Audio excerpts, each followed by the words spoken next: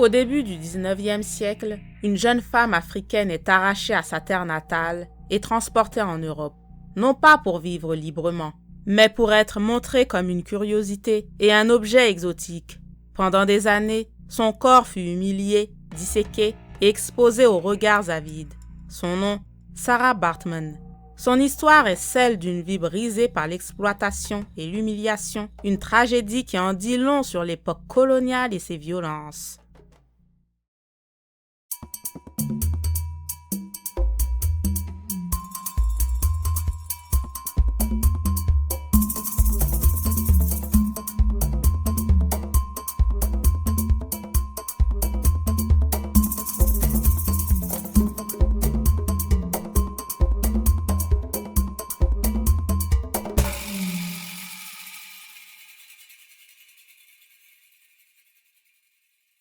Sarah Baartman voit le jour vers 1789 dans la région du Cap de Bonne-Espérance, au sud de l'Afrique.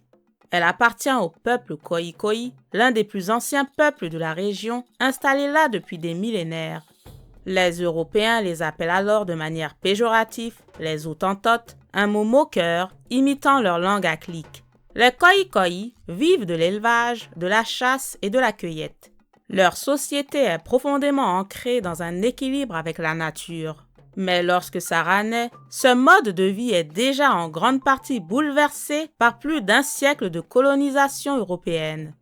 Les Hollandais, arrivés au Cap dès le XVIIe siècle, puis les Britanniques, à la fin du XVIIIe siècle, se sont emparés des meilleures terres. Beaucoup de familles Khoï-Khoï ont été chassées, réduites à travailler comme ouvriers agricoles ou domestiques pour les colons.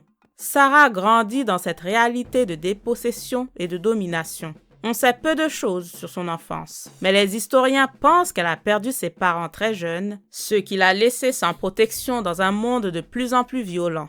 Elle devient servante et employée domestique dans une ferme coloniale, probablement dès l'adolescence. Et c'est dans ce contexte que son corps attire l'attention. Sarah présente une caractéristique physique répandue chez les femmes de son peuple, nommée la stéatopygie, une accumulation naturelle des graisses au niveau des hanches et des fesses. Pour les Khoï-Khoï, c'est une particularité normale, parfois même valorisée. Mais pour les colons européens, c'est une curiosité étrange, un sujet de moquerie et d'obsession. Son physique devient à son insu ce qui va la condamner. Vers 1810, alors qu'elle est encore une jeune femme de la vingtaine, elle croise la route d'un homme qui va changer son destin. Alexander Dunlop, un chirurgien militaire britannique. Dunlop est fasciné par son apparence. Il imagine qu'en Europe, elle pourrait devenir une attraction lucrative, une curiosité vivante pour des foules avides de spectacles exotiques. Avec son associé, Hendrik César, il propose à Sarah de partir pour Londres. Les récits divergent sur les conditions de son départ. Certains disent qu'elle aurait signé un contrat, peut-être en espérant une meilleure vie. D'autres insistent sur la manipulation et la contrainte, car Sarah ne parlait pas anglais et n'avait aucun moyen de comprendre ce qui l'attendait réellement. Ce qui était certain, c'est que le déséquilibre de pouvoir était immense. Une jeune femme noire, pauvre, orpheline, face à des colons européens qui détenaient son avenir entre leurs mains. En quittant l'Afrique du Sud, Sarah ne savait pas qu'elle ne reverrait jamais sa terre natale. Quand Sarah Baartman débarque à Londres en 1810, le rêve qu'on lui a vendu se brise immédiatement. Ce n'est pas la vie meilleure qu'on lui avait promise, mais une cage dorée qui l'attend. Elle découvre qu'elle n'est pas venue en Europe pour travailler, encore moins pour vivre libre. Elle est là pour être exhibée. Sous la direction de Dunlop et d'Hendrik César, Sarah est transformée en spectacle vivant. Dans les foires populaires, mais aussi parfois dans des salons plus privés, elle est présentée au public comme la Vénus Hottentote. Ce nom raciste et humiliant mélange une référence à la déesse romaine de l'amour et le terme péjoratif utilisé pour désigner son peuple, une manière de la réduire à un paradoxe grotesque. Un corps exotique montré pour amuser et exciter la curiosité des foules. Les spectateurs paient pour la voir. Sarah est contrainte de se montrer dans des tenues moulantes, parfois enchaînées, parfois placée dans une cage.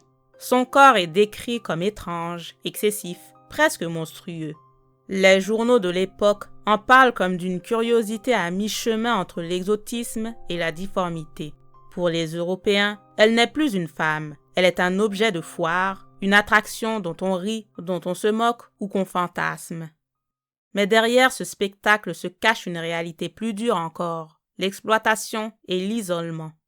Sarah ne parle pas anglais, elle ne comprend pas ce que disent les spectateurs, ni les termes exacts des contrats qu'on lui impose. Elle dépend totalement de ses patrons qui profitent de sa vulnérabilité pour la maintenir dans ce rôle humiliant.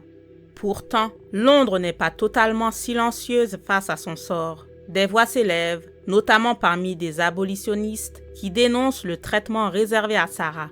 En 1810, un procès est même intenté contre Hendrik César et Alexander Dunlop.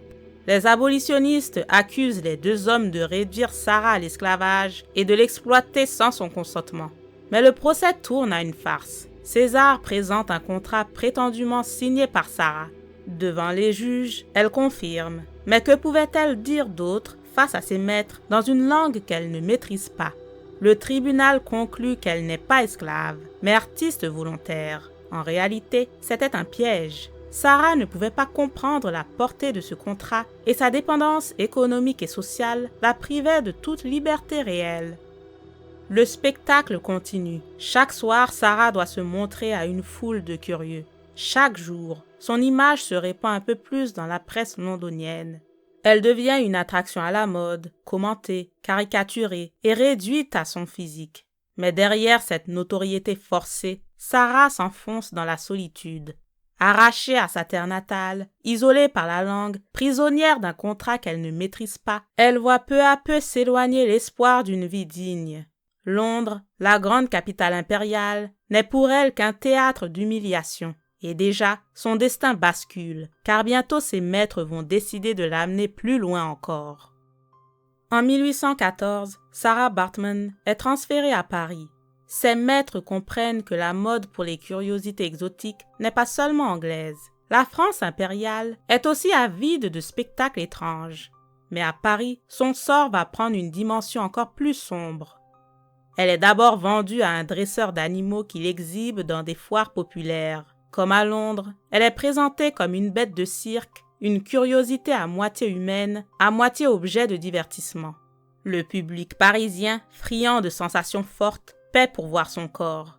Certains viennent par curiosité scientifique, d'autres pour pur voyeurisme sexuel. Sarah, réduite au silence par la barrière de la langue et par sa condition, n'a aucun échappatoire. Mais à Paris, ce n'est pas seulement le public populaire qui s'intéresse à elle, ce sont aussi les savants. Au début du 19e siècle, l'Europe connaît un engouement pour ce que l'on appelle les sciences naturelles. Beaucoup de chercheurs cherchent à prouver la supériorité supposée de la race blanche sur les autres peuples. Le corps de Sarah devient pour eux un spécimen. Le plus célèbre d'entre eux est Georges Cuvier, considéré comme le père de l'anatomie comparée. Fasciné par les différences physiques, il voit en Sarah l'occasion de confirmer ses théories raciales. Après l'avoir observée de son vivant, il demande à procéder à son autopsie lorsqu'elle meurt en décembre 1815 à seulement 26 ans. Les circonstances de sa mort sont encore floues. Certains historiens parlent d'une pneumonie, d'autres de complications liées à l'alcool ou à une vie d'extrême précarité. Quoi qu'il en soit, Sarah meurt seule, loin de sa terre natale, après avoir passé 5 ans en Europe à subir humiliation et exploitation. Mais son calvaire ne s'arrête pas là. Cuvier et ses collègues pratiquent une autopsie complète. Ils prélèvent son squelette, son cerveau et même ses organes génitaux qu'ils conservent dans du formol. Ils réalisent également un moulage intégral de son corps en plâtre. Tout cela est présenté comme de la science. Mais en réalité, c'est une continuation de l'humiliation, une déshumanisation après sa mort. Pendant plus d'un siècle, ses restes sont exposés au public. Dans les vitrines du musée de l'homme à Paris, les visiteurs pouvaient voir le moulage de son corps, son squelette et même ses organes. Ce n'est qu'au milieu du XXe siècle que l'exposition cesse. Dans les années 70, ces restes sont enfin retirés du public, mais ils restent enfermés dans les réserves du musée. Sarah demeure prisonnière, même dans la mort. Il faut attendre la fin de l'apartheid pour que son nom ressurgisse. En 1994, à peine élu président, Nelson Mandela adresse une demande officielle à la France. Il réclame le retour des restes de Sarah Baartman en Afrique du Sud. Cette requête déclenche un long débat. Certains scientifiques et responsables français s'opposent à cette restitution, invoquant la valeur patrimoniale des collections. Mais face au poids symbolique et moral de cette demande, la résistance finit par céder. En 2002, le Parlement français adopte une loi exceptionnelle autorisant le rapatriement. Le 9 août de la même année, près de 2 siècles après sa mort, Sarah Baartman reçoit enfin des funérailles nationales dans son village natal de Hankey, en Afrique du Sud. Sarah Baartman n'était pas une curiosité. Elle était une femme, arrachée à sa terre et humiliée jusqu'après sa mort. Son histoire rappelle la brutalité du colonialisme et l'importance de ne jamais oublier ceux et celles dont la dignité a été volée. Merci d'avoir regardé la vidéo. Si elle t'a plu, n'hésite pas à liker, t'abonner et partager pour soutenir la chaîne. À bientôt.